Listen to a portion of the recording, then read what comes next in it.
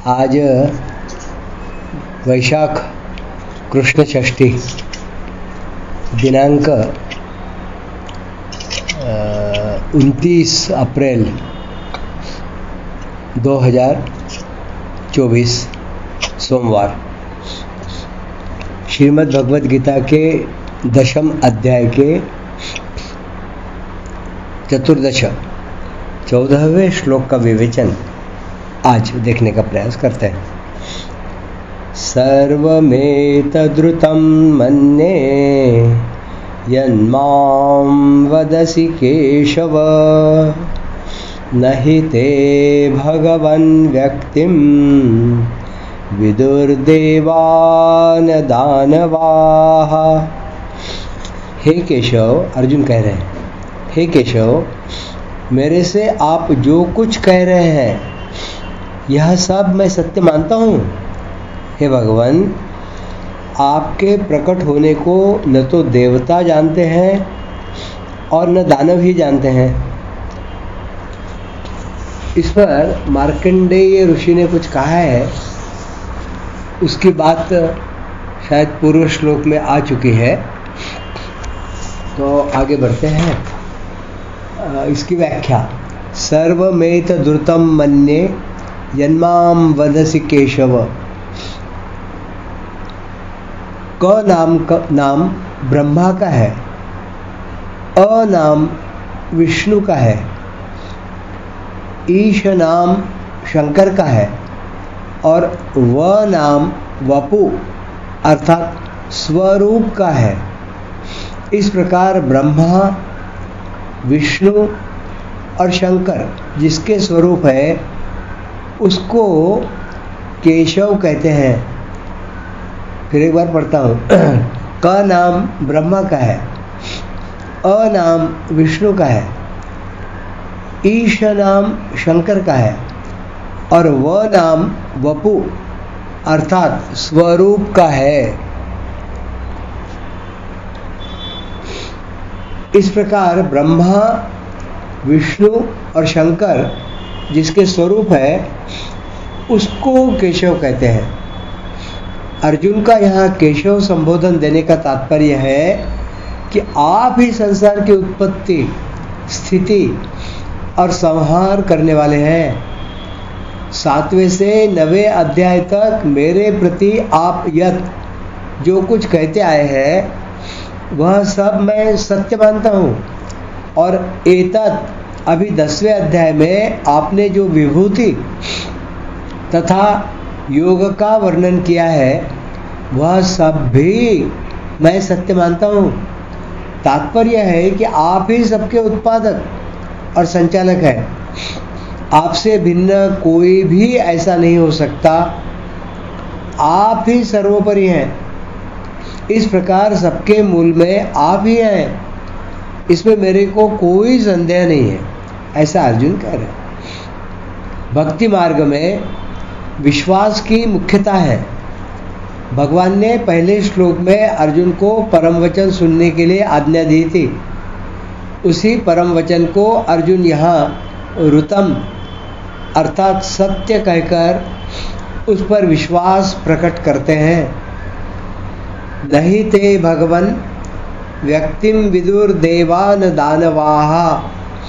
आपने गीता के 4थे अध्याय के 5वें श्लोक में कहा है कि मेरे और तेरे बहुत से जन्म बीत चुके हैं, उन सबको मैं जानता हूँ, तू नहीं जानता। इसी प्रकार आपने 10वें अध्याय में कहा है कि मेरे प्रकट होने को देवता और महर्षि भी नहीं जानते हैं। अपने प्रकट होने के विषय में आपने जो कुछ कहा है वह सब ठीक ही है, कारण कि मनुष्यों की अपेक्षा देवताओं में जो दिव्यता है वह दिव्यता भगवत तत्व को जानने में कुछ भी काम नहीं आती। वह दिव्यता प्राकृत, उत्पन्न और नष्ट होने वाली है। इसलिए वे आपके प्रकट होने के तत्व को, हेतु को पूरा नहीं जान सकते। जब देवता भी नहीं जान सकते तो दानव जान ही कैसे सकते हैं। फिर भी यहाँ दानवाह पद देने का तात्पर्य यह है कि दानवों के पास बहुत विलक्षण विलक्षण माया है, जिससे वे विचित्र प्रभाव दिखा सकते हैं, परंतु उस माया शक्ति से वे भगवान को नहीं जान सकते। भगवान के सामने दानवों की माया कुंठित हो जाती है, कारण कि प्रकृति और प्रकृति की जितनी शक्तियां हैं उन सबसे भगवान अतीत है। भगवान अनंत है, असीम, और दानवों की माया शक्ति कितनी ही विलक्षण होने पर भी प्राकृत, सीमित और उत्पत्ति व विनाशशील है।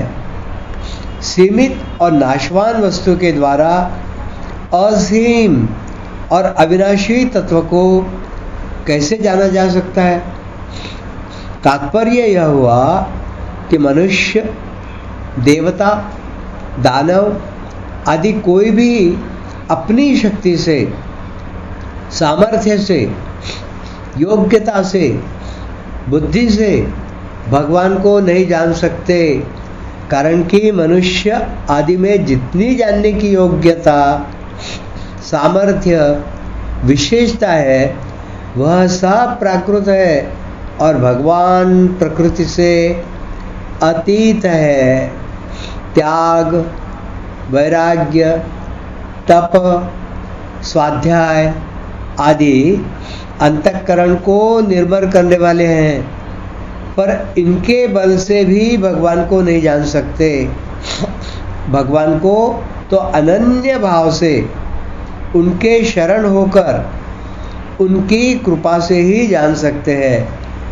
ऐसा श्रीमद् भगवद गीता के 10वें अध्याय और 11वें अध्याय में आया है।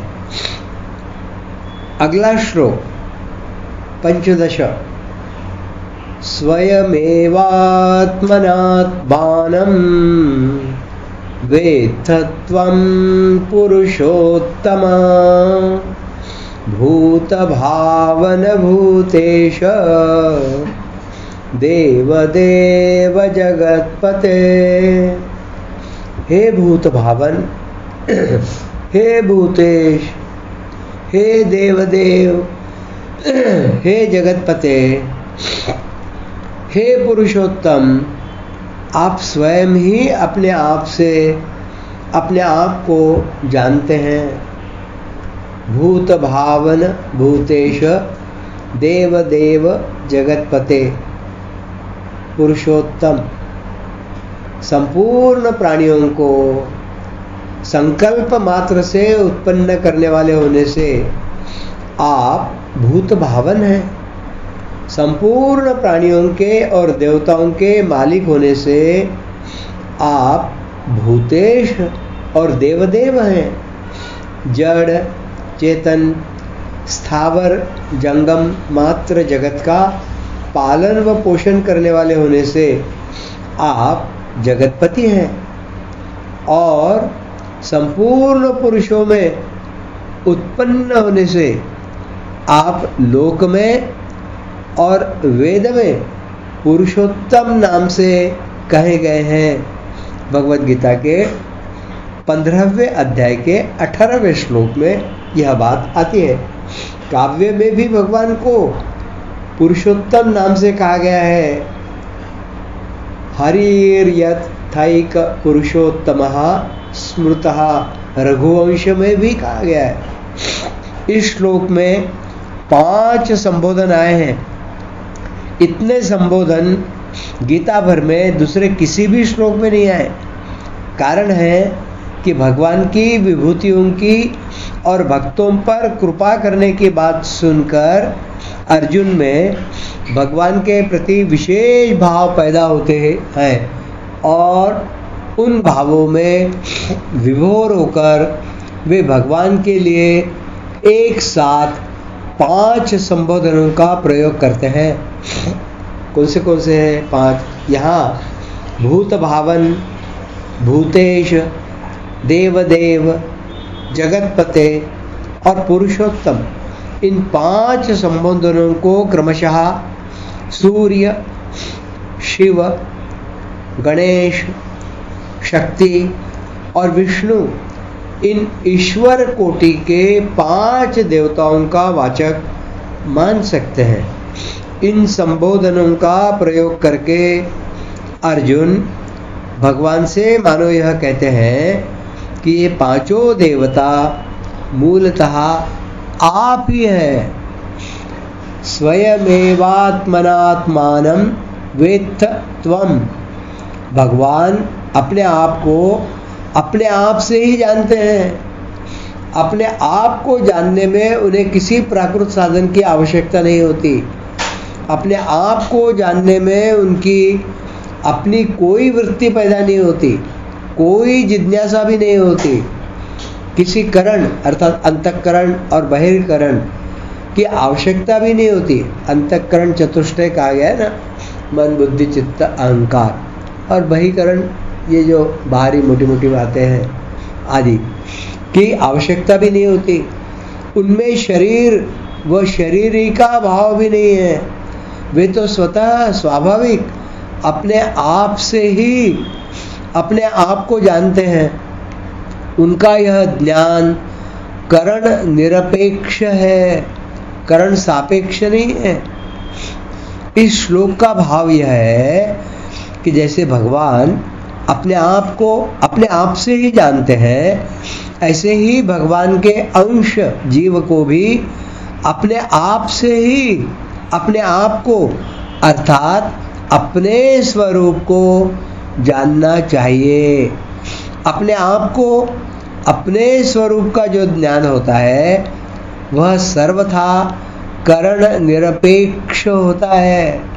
इसलिए इंद्रियां, मन, बुद्धि आदि से अपने स्वरूप को नहीं जान सकते, अर्थात अंतःकरण व बहिर्करण के द्वारा नहीं जान सकते। भगवान का अंश होने से भगवान की तरह जीव का अपना ज्ञान भी करण निरपेक्ष है। इसके बाहर, इसके आगे, इसके पर है, करण निरपेक्ष है। अगले श्लोक, इसका क्या संबंध है? विभूतियों का ज्ञान भगवान में दृढ़ भक्ति कराने वाला है। अतः अब आगे के 3 श्लोकों में अर्जुन भगवान से विभूतियों को विस्तार से कहने के लिए प्रार्थना करते हैं। अर्जुन कहते हैं, वक्तुमर्हस्य शेषेण दिव्याह्यात्मविभूतयः याभिर्विभूतिभिर्लोकान् इमां स्वं व्याप्य तिष्ठसि। जिन विभूतियों से आप इन संपूर्ण लोकों को व्याप्त करके स्थित हैं, उन सभी अपनी दिव्य विभूतियों का संपूर्णता से वर्णन करने में आप ही समर्थ हैं। याभिर्विभूतिर्भिर्लोकान् इमां स्वं व्याप्य तिष्ठसि। भगवान ने पहले अर्थात 7वें श्लोक में यह बात कही थी कि जो मनुष्य मेरी विभूतियों को और योग को तत्व से जानता है उसका मेरे में अटल भक्ति योग हो जाता है।